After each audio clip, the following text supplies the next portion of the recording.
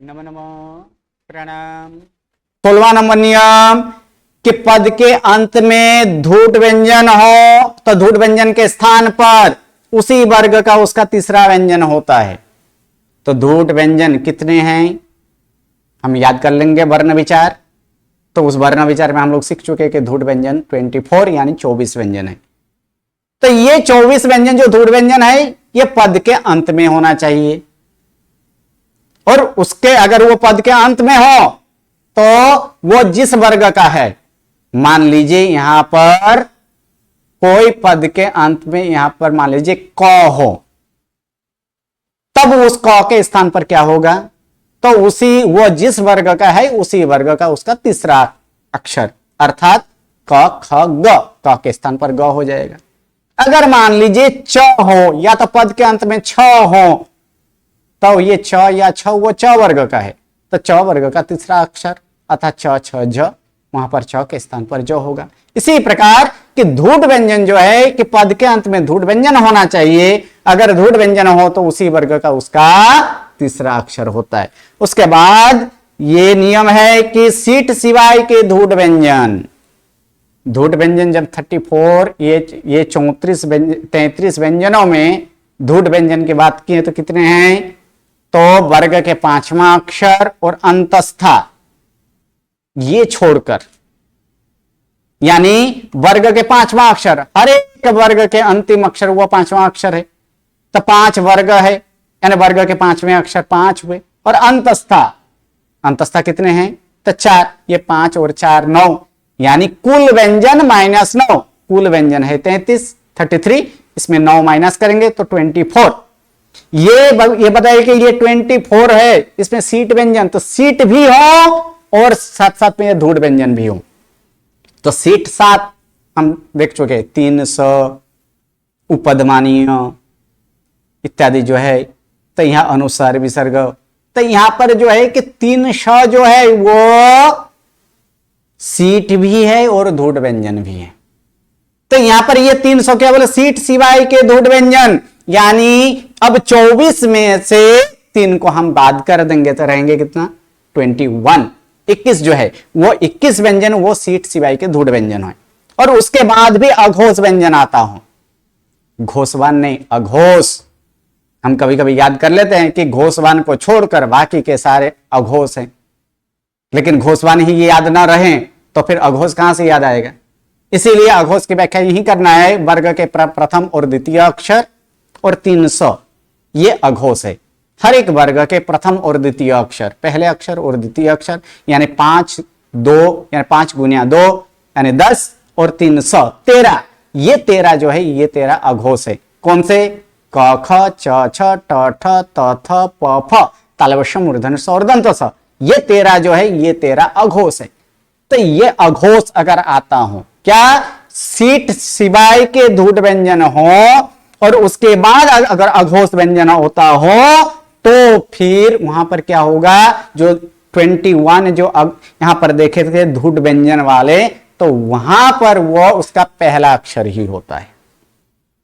मान लीजिए ग है तो ग ये सीट सिवाय के धूट व्यंजन है और उसके बाद अगर अघोष व्यंजन, मान लीजिए फिर से एक बार क आ गया या तो त आ गया, तो वहां पर वो जो ग था वो ग चेंज होकर ग के परिवर्तन के स्वरूप में वहां पर प्रथम अक्षर होगा। तो ग कौन से वर्ग में आता है, तो ग क वर्ग में आता है, तो ग का क हो जाएगा।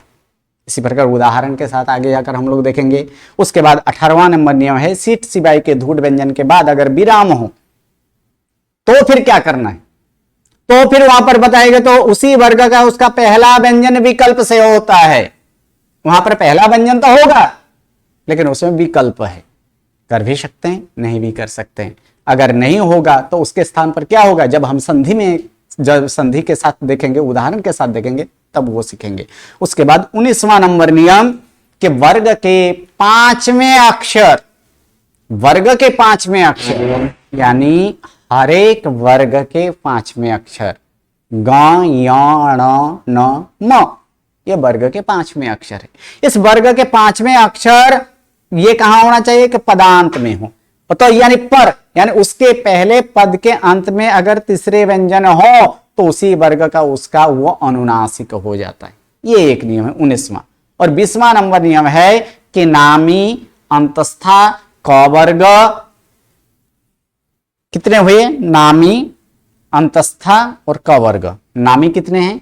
12, क वर्ग तो 5, 12 और 5 17 और अंतस्था 4 21।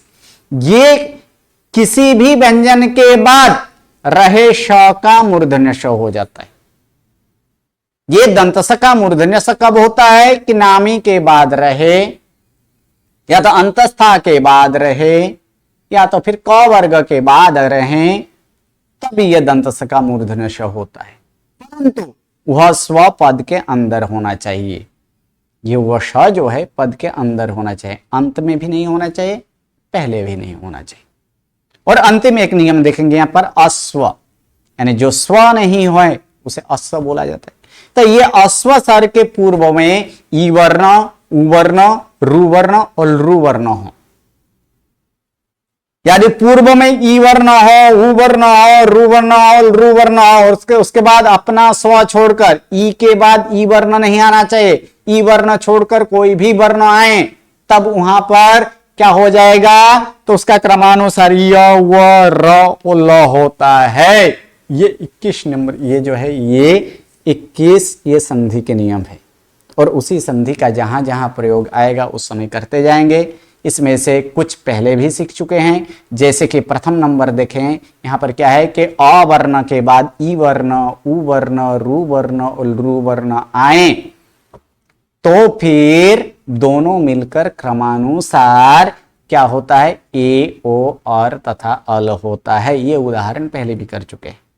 जैसे एक एक उदाहरण, बाकी का जो खाली जगह है वो आपको पूरना है, आपको ऐसे ढूंढ कर लाना है ऐसे उदाहरण। जैसे कि यहाँ पर उदाहरण के स्वरूप में देखेंगे कि पहले यहाँ लिखा है कि वर्ण वर्ण संधि क्या होता है कि अ वर्ण और ई वर्ण आए तो दोनों मिलकर ए होता है। तो वही बताए कि अ और ह्रस्व ई आए तो ए हो जाता है। जैसे उदाहरण के स्वरूप में तो सूर प्लस इंद्र, सूर र में अ है, उसके बाद इंद्र आया तो यहां पर क्या होगा? तो यहां पर हो गया सूरेंद्र, ये ए बन चुका है तो सूरेंद्र। उसी प्रकार अ और उ आए तो फिर वहां पर ओ हो जाता है। जैसे पर प्लस उपकार, अ और उ दोनों मिलकर ओ हो गया परोपकार। उसके बाद अ और रु आए तो अ और रु आए, जैसे देव प्लस ऋषि तो फिर यहां पर क्या हो गया? देवर्षि, और हो गया देवर्षि। उसी प्रकार यहां पर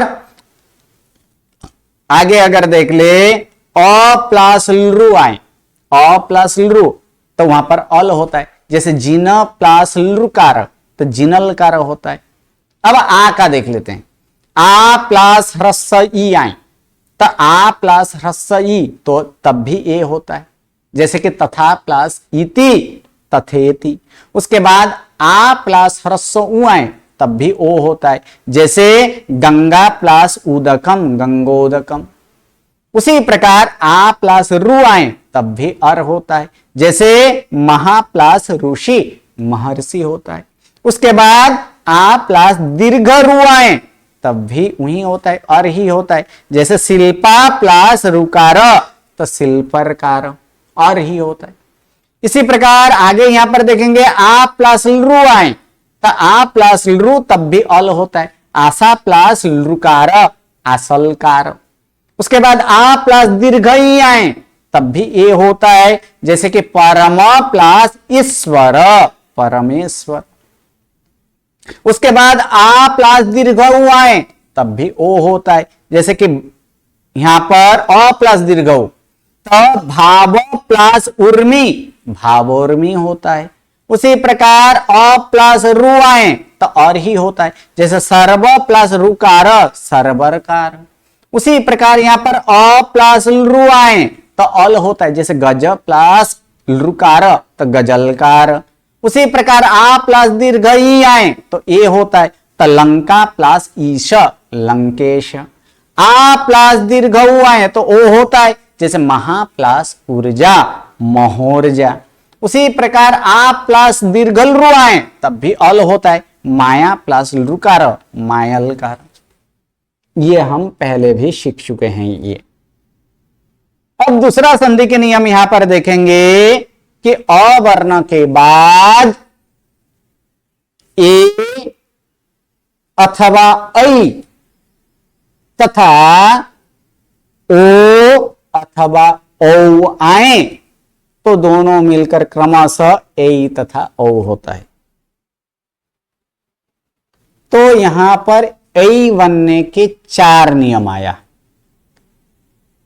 क्योंकि अ वर्ण के बाद बताया गया है, यानी अ वर्ण में अ भी आता है और आ भी आता है।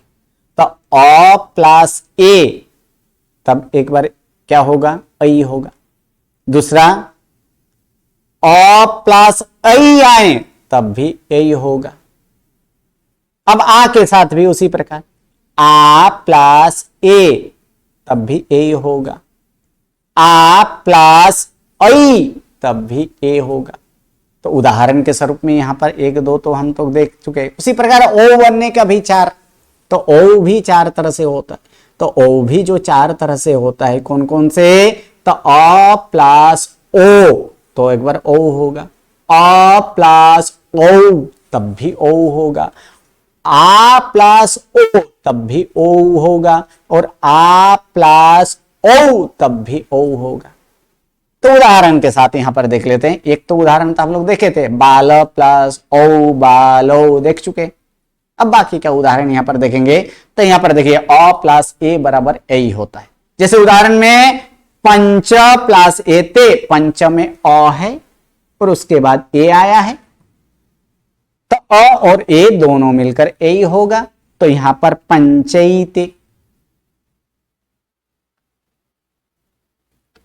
अब उसके बाद नीचे हम ले लेते हैं कि आ और ए दोनों मिलकर भी ए होता है। जैसे अ प्लस ए के, उसी प्रकार आ प्लस ए करेंगे तब भी ए होता है।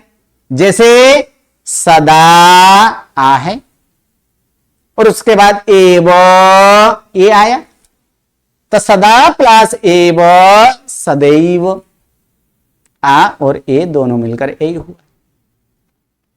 आगे यहां पर देखेंगे अ प्लस ऐ तब भी ए होता है, अ प्लस ए तब भी ए होता है। उदाहरण दिव्य, अंत पे हम क्या किसकी उच्चारण कर रहे हैं, अ की उच्चारण कर रहे हैं। दिव्य यानी अ है और उसके बाद ऐश्वर्यम ऐ आया है, तो दोनों मिलकर ए होता है, यानी दिव्यश्चर्यम। उसके बाद आ प्लस ए आए तब भी ए होता है, आ प्लस ए आए तब भी। जैसे रमा, अंत में आ है, रमा आया, उसके बाद ए छत, आ के बाद ए आया है, यानी रमेच्छत। ये तो ए का देख लिए। उसी प्रकार औ का भी है।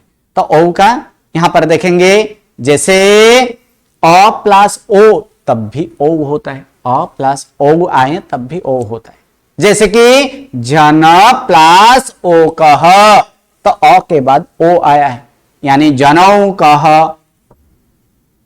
उसके बाद आ प्लस ओ आए तब भी ओ होता है। जैसे महा प्लस ओजस्वी, तो इसमें आप और ओ ये दोनों मिलकर भी ओ होता है, यानी महोजस्वी। उसके बाद अ प्लस ओ आए तब भी ओ होता है। जैसे वन प्लस औषधि, वर्ण में अ आया और उसके बाद ओ आया है, दोनों मिलकर बनौषधि। उसके बाद आ प्लस ओ आए तब भी ओ होता है। जैसे कि महा प्लस औदार्यम, आ के बाद ओ आया है तब भी ओ होता है, यानी महोदार्यम। तो अभी हम नियम देख चुके थे कि अ वर्ण के बाद ए या ऐ तथा ओ या ओ आए तो दोनों मिलकर क्रमानुसार ऐ तथा ओ होता है। ये एक संधि का नियम। उसके बाद और एक संधि का नियम यहां पर देखेंगे कि समान स्वर के बाद अगर स्वसमान स्वर आए तो दोनों मिलकर स्वदीर्घ होता है। समान स्वर कितने, तो समान स्वर है 10, ये 10 समान स्वर है। और 10 समान स्वर के बाद अगर 100 समांतर आ जाए, 100 समांतर यानी अपने वर्ग का, वो 100 समान होता है। जैसे अवर्ण अवर्ण परस्पर 100 समान है, ई वर्ण परस्पर 100 समान है, उवर्ण परस्पर 100 समान है। तो इनमें से जो दीर्घ है, अवर्ण में एक ह्रस्व है एक दीर्घ है, अ ह्रस्व है जबकि आ दीर्घ है। ई वर्ण में ह्रस्व ई, ये ह्रस्व है और दीर्घ ई जो है वो दीर्घ है। तो ऐसे दोनों मिलकर क्या होगा, तो दोनों मिलकर उस समय दीर्घ ही होता है, सदीर्घ होता है, अपने में वो दीर्घ होता है। तो उदाहरण के स्वरूप में यहां पर हम लोग देख लेंगे। सबसे पहले अ के साथ, जैसे अ प्लस अ आए तब आ बनेगा, यानी यहां पर आ बनने का 4 नियम आएगा, 4 कारण से आ बन सकता है। कैसे, तो प्रथम नंबर अ के बाद अ आए तब भी आ होगा, अ के बाद आ आए तब भी आ होगा। अब आ को इधर ले लेते हैं, आ के बाद अ आए तब भी आ होगा, और आ के बाद आ आए तब भी अ होगा, आ ही होगा। यानी 4 कारण से जैसा आ बन रहा है उसी प्रकार 4 कारण से दीर्घ ही बनेगा, उसी प्रकार 4 कारण से दीर्घ ऊ बनेगा, और उसी प्रकार के 4 कारण से दीर्घ रू बनेगा। रू का भी वही है, लेकिन रू का उतना उदाहरण नहीं मिलते इसलिए उसको छोड़ देते। तो उदाहरण के स्वरूप में यहां पर देखेंगे कि अ के बाद अ आए तो आ होता है। जैसे कि मम प्लस अपराध, मम प्लस अपराध, मम में अ और उसके बाद अपराध का अ, ये दोनों मिलकर आ हो गया है। अ और आ, अ और अ मिलकर आ, तो संधि क्या हुई, ममापराध। अब अ प्लस आ का, तो जीन प्लस आलयम, तो जीन में अ है और उसका आ आया है, आलयम का आ, दोनों मिलकर जीनालयम आ हो गया। उसके बाद आ प्लस अ तब भी आ होता है, जैसे तथा प्लस अस्तु, तथा इसमें आ है तथा और उसके बाद अस्तु अ आया है, तो आ और अ ये दोनों मिलकर भी आ ही होता है। तथास्तु, ये तथास्तु, तो आ जो बोलते हैं वहां पर तथास्तु, तो ये आ हुआ है।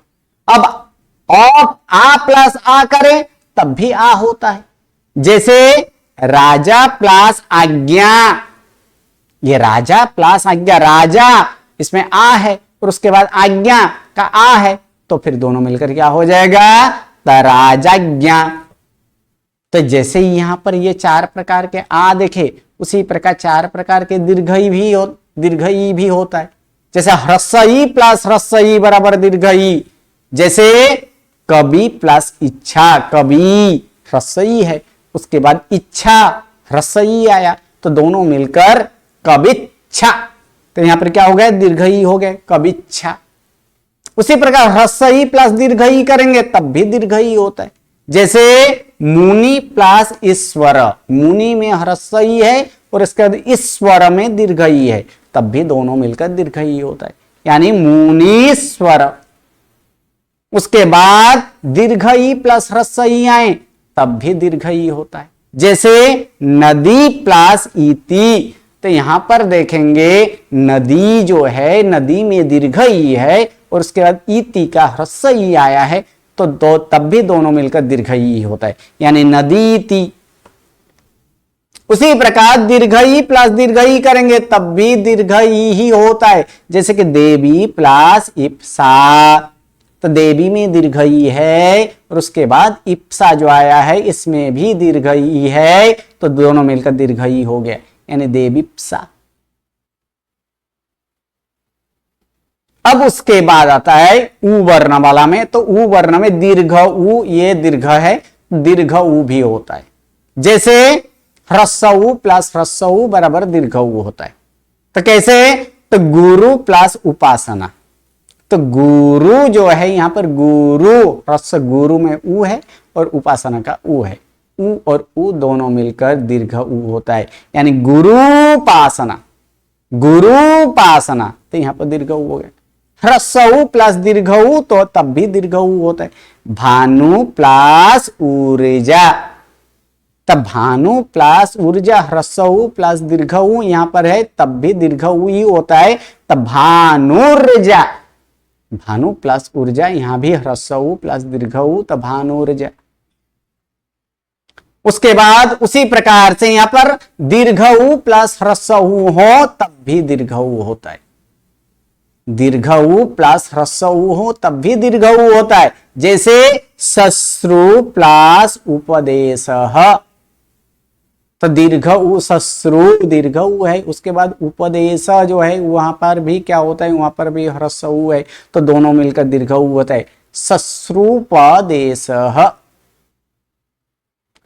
उसके बाद दीर्घऊ प्लस दीर्घऊ आए तब भी दीर्घऊ होता है। जैसे कि वधु प्लस ऊढ़ा, वधु में दीर्घऊ है, उसके बाद ऊढ़ा में दीर्घऊ आया तब भी दोनों मिलकर दीर्घऊ ही होता है, वधूढ़ा। और उसी प्रकार से यहां पर रू जो है कि रू भी दीर्घ होता है, तो वह भी 4 है। लेकिन यहां पर कुछ उदाहरण यहां पर देखेंगे, ह्रस्वरू प्लस ह्रस्वरू बराबर दीर्घरू होता है। जैसे पितृ प्लस ऋषभ, तो पितृषभ, ये ह्रस्वरू पितृ और फिर ऋषभ का रू आया, ये दोनों मिलकर फिर से एक बार दीर्घरू होता है, पितृषभ। उसी प्रकार ह्रस्वरू प्लस दीर्घरू हो तब भी दीर्घरू होता है। जैसे कि मातृ प्लस रूकार, मातृ प्लस रूकार, तब मातृकार, यहां भी दीर्घऊ हो गया, मातृकार। उसके बाद तो यहां पर दीर्घरू प्लस ह्रस्वरू हो तब भी दीर्घरू होता है, तो रू दीर्घरू प्लस ऋषभ यानी ऋषभ। उसी प्रकार दीर्घरू प्लस दीर्घरू करेंगे तो भी इससे दीर्घरू ही होगा, रू प्लस रूकार यानी रूकार ही होता है। उसी प्रकार रू का भी है, रू प्लस ह्रस्व प्लस ह्रस्व रू करे तब भी रुकार होता है। जैसे रू रुकार यानी रूकार। उसी प्रकार ह्रस्व प्लस दीर्घल रू करे तो गमलरू प्लस रुकार तो गमलरूकार। उसी प्रकार दीर्घल रू प्लस ह्रस्व रू करे तब भी दीर्घ रू प्लस लृकार यानी लृकार। उसी प्रकार यहाँ पर दीर्घल रू प्लस दीर्घल रू तब भी लृकार होता है, लृ प्लस लृकार यानी लृकार। यानी ये नियम आया, समान स्वर के बाद स्व समान स्वर आए तो दोनों मिलकर स्व दीर्घ होता है। अब आगे के नियम जो है वो नियम यहां पर आगे अब यहां पर देखेंगे। नेक्स्ट नियम